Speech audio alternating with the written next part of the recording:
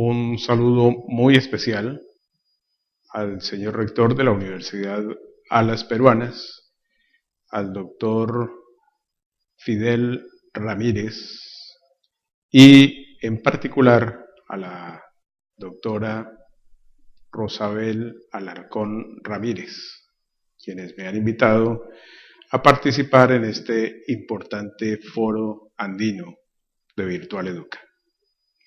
El tema al que me referiré hoy será una experiencia de nuestra universidad en Colombia, la UNAD, Universidad Nacional Abierta y a Distancia, en un escenario que hemos venido afianzando desde hace 30 años de su existencia como organización inclusiva con un alto nivel de afianzamiento de la modalidad de la educación a distancia. Vamos entonces a realizar una conferencia que está soportada en 4 puntos.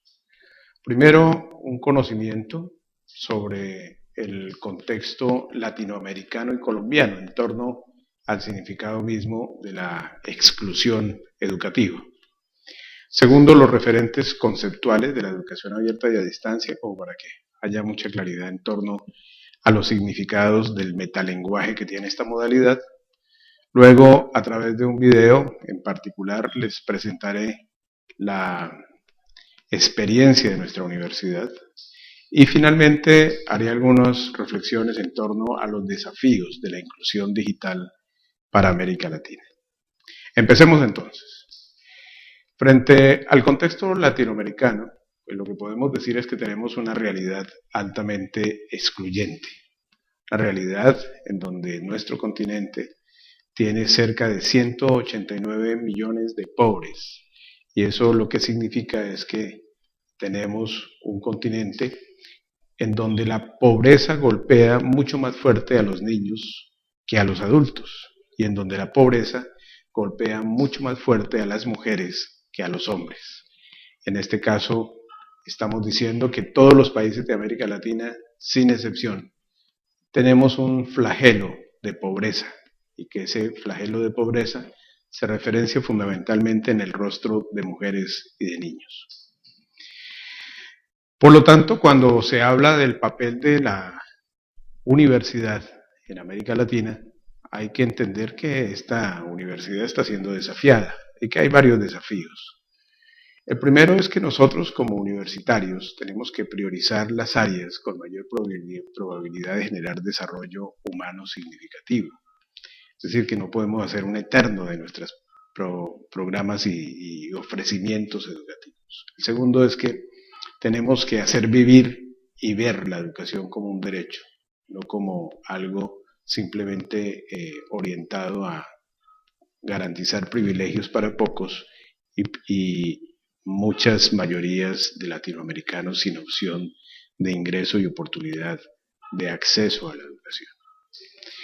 También tenemos que abordar los temas del milenio relativos a la transformación social, en donde se nos pide, de acuerdo con los compromisos que allí se establecieron en esas metas, la cohesión social y el desarrollo humano sostenible para nuestro continente.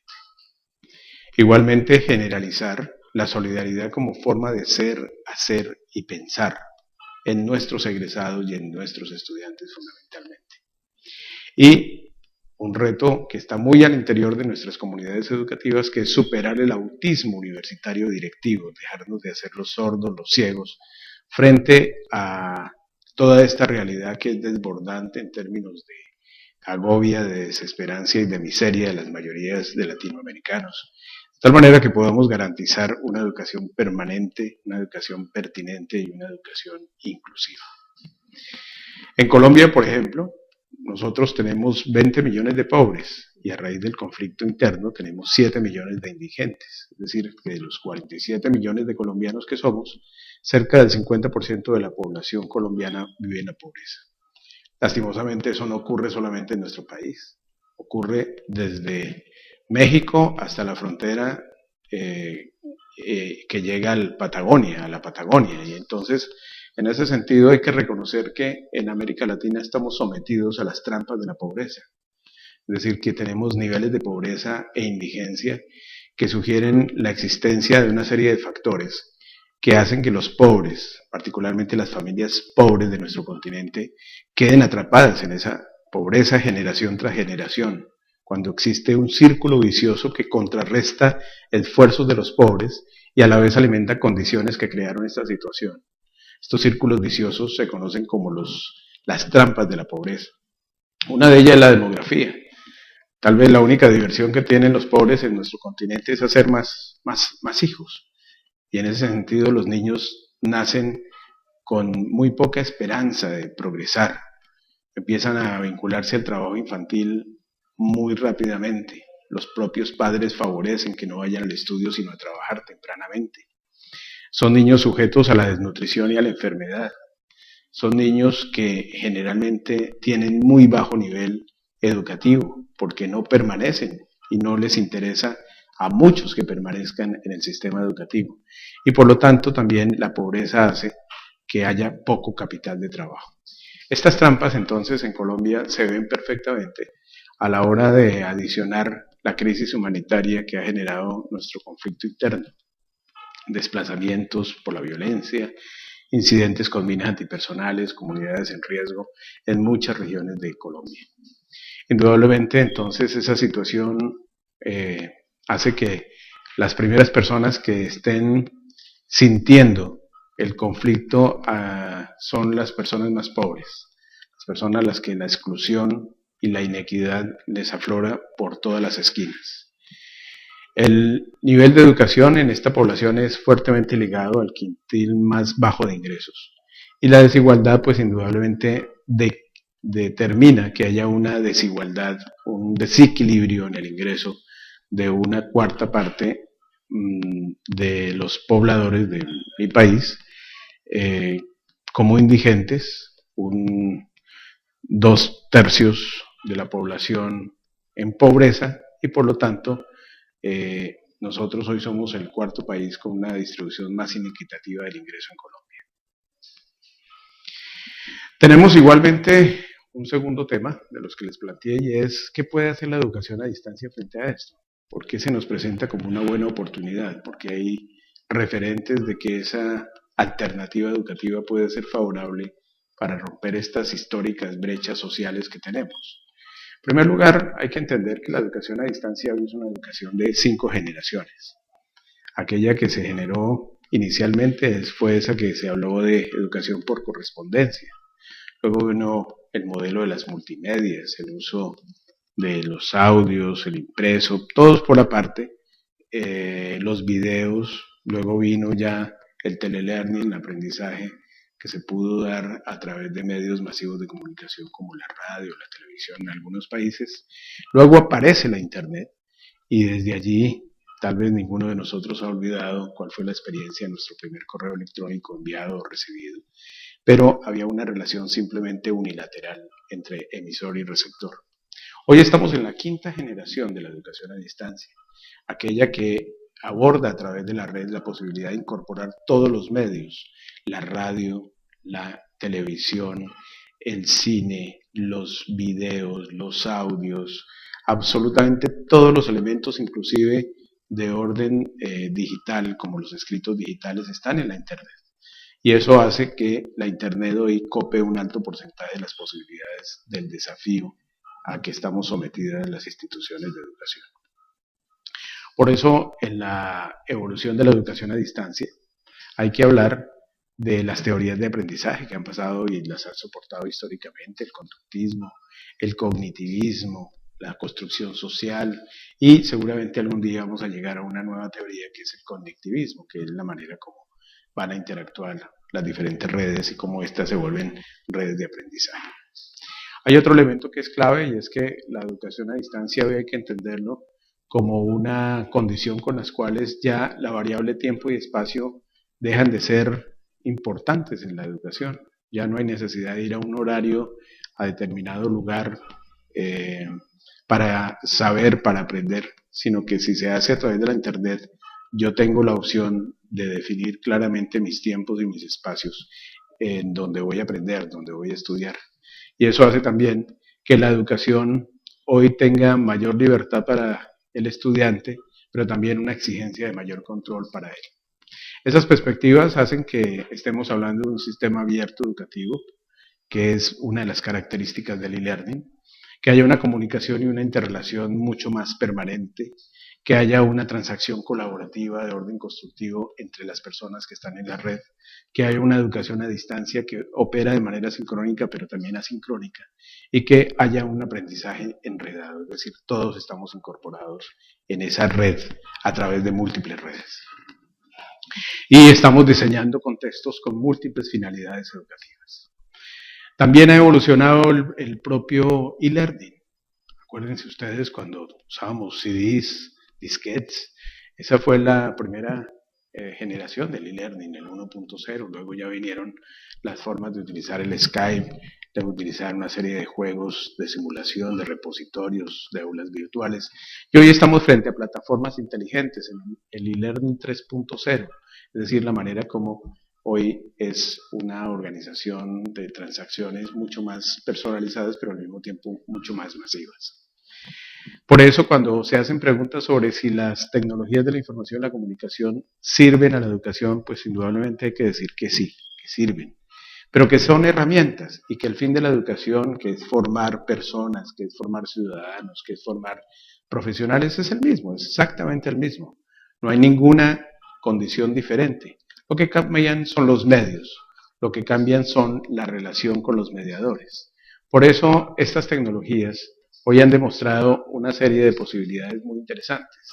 Entre otras, vale la pena reconocer que la educación a distancia cada día está referenciada en un escenario de mayor condición de interacción a raíz del uso de las tecnologías de la información y la comunicación. Eso también nos ha permitido a nosotros reconocer que se ha demostrado que son viables las posibilidades de aprendizaje dentro de las redes. Pero lo que cambian son, indudablemente, las personas en cuanto al ejercicio de roles que se desempeñen allí. El profesor ya no se puede manejar bajo la misma perspectiva como anteriormente lo hacía. Él es ya no un transmisor de conocimiento, es más un facilitador, un orientador. El estudiante igualmente en esa perspectiva pues hace que los estudiantes tengan condiciones de generación de expectativas mucho más fuertes, a veces tienen mayores dominios de las tecnologías que el propio docente. Y entonces ahí es donde entra el juego de las instituciones educativas. Por eso a partir de este momento les vamos a pasar un video que habla de cuál es el contexto de acción de mi universidad, la Universidad Nacional Abierta de Distancia, que nació en el año 1981 por la ley 352 del Congreso de la República de Colombia. Es una universidad pública que tiene igualmente una sede en los Estados Unidos, que tiene un referente de acreditación muy importante como reconocimiento a su autonomía en el año 2006 como universidad, que en el 2007 se convierte también en universidad en los Estados Unidos para atender no solamente a los colombianos que viven allí, sino también a los hispanohablantes. Y en esa perspectiva, hoy somos la primera universidad pública en cobertura, tenemos 65.000 estudiantes, tenemos una certificación internacional de calidad y eso nos permite a nosotros ir avanzando, determinando que la educación a distancia no solamente tiene posibilidades de una amplia cobertura, sino también de dar garantías en la calidad de las ofertas que desarrolla. Hemos avanzado en la evolución de un modelo educativo soportado en el e-learning, que más adelante les conversaré, y en este momento vamos a la acreditación de alta calidad, que es la que se reconoce en Colombia para las instituciones de alto prestigio. Veamos entonces el video.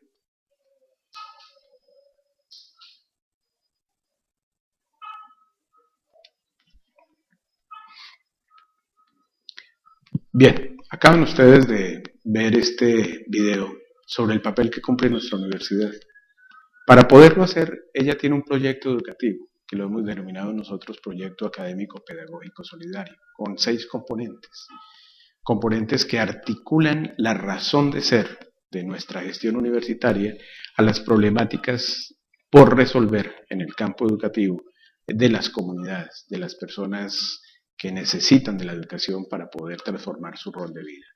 En este sentido, nosotros trabajamos currículos locales, es decir, currículos que atienden lo local, pero también generan competencias en lo global. Debemos entender que entonces todos los medios, como lo dijimos anteriormente, conforman una ecología de aprendizaje. Yo estoy aprendiendo cuando estoy utilizando la radio, cuando estoy utilizando la televisión, cuando estoy utilizando espacios laborales, cuando estoy utilizando los propios espacios de hogar, el campus virtual que se genere, todo ese tipo de opciones, incluso el campus offline, que es la educación convencional, son opciones de aprendizaje. Eso lo conforma entonces un modelo educativo que, como les decía anteriormente, a diferencia de la educación convencional, no se centra simplemente en la enseñanza, sino fundamentalmente en el desarrollo del aprendizaje autónomo, significativo y colaborativo. Existen los medios, los mediadores, las mediaciones, la evaluación y, indudablemente, los estudiantes. Todos ellos dentro de un ejercicio que es fundamental para que se mantenga siempre una dinámica de comunicación e interrelación que garanticen la calidad formativa de quienes llegan a utilizar este tipo de tecnologías inteligentes. Por lo tanto, los pilares de nuestro modelo pedagógico pasan por la presencia social, por la presencia cognitiva, por la presencia docente, porque un estudiante de educación a distancia no es menos que un estudiante convencional. Tiene una serie de competencias muy importantes y tiene exactamente la misma validez un título que obtiene un estudiante en esta modalidad que la que obtiene en los escenarios de la educación convencional. Por eso es tan importante construir comunidades de aprendizaje. Es una muy buena alternativa, sobre todo para las poblaciones que históricamente en nuestro continente no han tenido esa opción.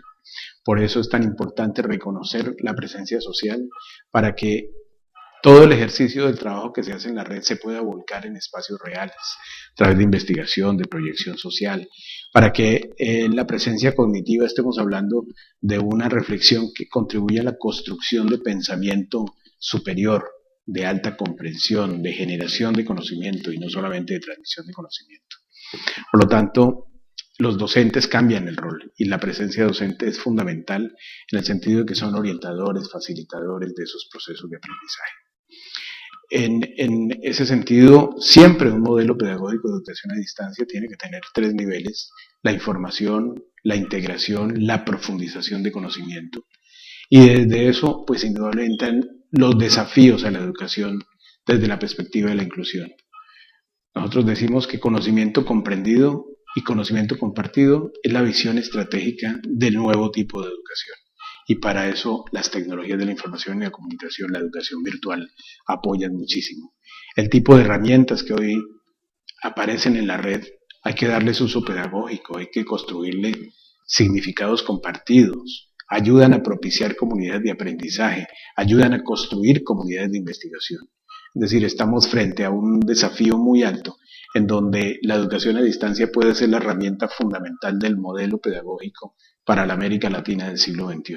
En eso, indudablemente, tenemos que esforzarnos las diferentes universidades por dar a comprender este modelo, pero sobre todo por crear redes en donde todos estos principios se pueden compartir. La educación inclusiva, la solidaridad, hacen que las redes académicas se transformen en red de conocimiento y desde allí decirle al mundo también, al planeta, que los latinoamericanos estamos en la posibilidad de construir también conocimiento, no solamente de utilizarlo, el que viene de otras partes, sino de generar un conocimiento apropiado, suficiente y altamente riguroso. Por lo tanto, esas redes académicas van a ser fundamentales y ellas necesitan estar construyendo y deconstruyendo permanentemente el conocimiento. Y desde esa perspectiva, esas redes académicas van a poder integrar conocimiento, van a ayudar a solucionar problemas, van a definir nuevas estrategias de carácter pedagógico para que muchos puedan tener educación de muy alta calidad a bajo costo, una difusión de conocimiento permanente, un compartir de mejores prácticas y una generación permanente de conocimiento son las que realmente afianzan esas comunidades de aprendizaje. Pero para ello, usted maestro, usted estudiante, que tiene el referente de la educación tradicional, pues tiene que hacer un doble esfuerzo. El primero, desaprender de las prácticas que hasta ahora ha venido utilizando. Y el segundo, el aprender sobre esas nuevas prácticas, sobre estos nuevos contextos. La idea es que aprendiendo y desaprendiendo, el mundo educativo tiene que evolucionar. Y en esa perspectiva de evolución, pues indudablemente tenemos que saber cómo está aprendiendo la gente, cómo se construyen los mundos en segunda y en tercera dimensión, cómo se afianza en el sentido de la humanización y del desarrollo humano sostenible.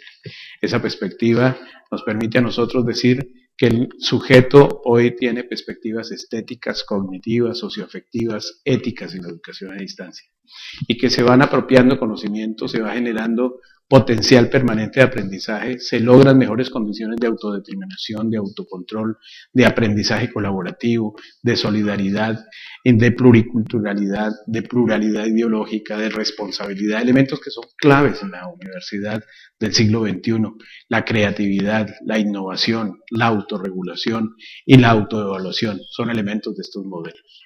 Llegar a este punto no se logra de la noche a la mañana, hay que seguir toda una secuencia que le dé madurez a las instituciones. Por eso no solamente se trata de gestionar infraestructuras, se trata de avanzar en la gestión de infraestructuras, hacer inversiones importantes, pero también gestionar servicios, hacer alianzas, pero sobre todo garantizar el gobierno de las tecnologías, de la información y las comunicaciones como un elemento de servicio a los que más lo necesitan.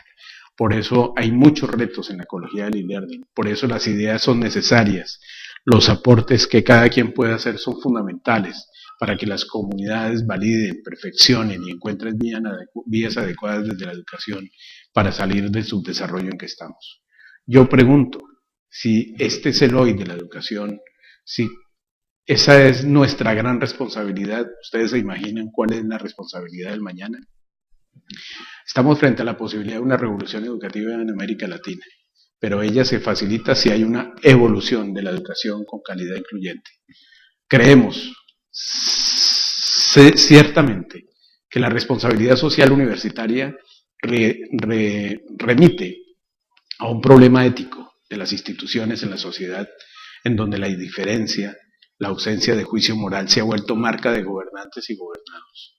Si las universidades de América Latina somos la conciencia crítica de la época, no podemos seguir mirando de soslayo los graves problemas de la sociedad y sobre todo de la juventud, porque el futuro de las generaciones por venir está ahora en nuestras manos. Yo creo que, indudablemente, la condición con la cual la educación a distancia evoluciona para el mundo es para que nosotros la retomemos como una verdadera esperanza, de manera rigurosa, de manera precisa, construyamos modelos pedagógicos apropiados. En el caso de nuestros países, intercambiemos esas experiencias y sigamos avanzando en construir la posibilidad de un verdadero futuro para las grandes mayorías de latinoamericanos. Muchas gracias por su atención.